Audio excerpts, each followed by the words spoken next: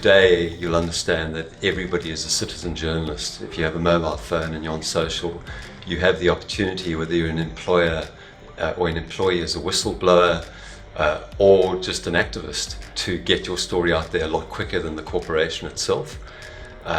We know that it's really important to monitor this, but the research showed that only 40% of those surveyed felt that they were comfortable dealing with social media in a crisis.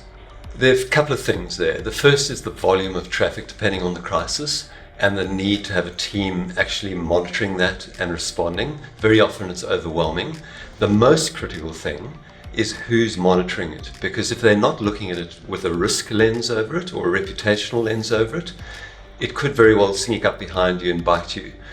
So critically, all that information that's been picked up through your social media, and they're very sophisticated tools you can use, but who's checking it, and do they have the right lens through which they're checking it in terms of how's this going to impact our reputation? That's key.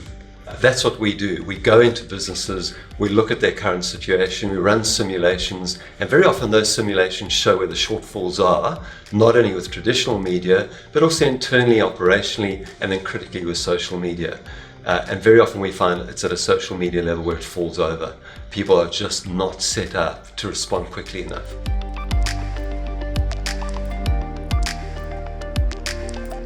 What we see is two main things when corporations aren't prepared for dealing with a crisis on social media. The first is it runs away from them like a bushfire. And the result of that is they lose control of their message, and the vacuum through the lack of information they provide is filled by everybody else. And that goes to the media, activists, employees, etc. And ultimately that leads to potentially massive reputational damage for them. So it's critical that they set that up right in the first instance and then manage it properly during the crisis.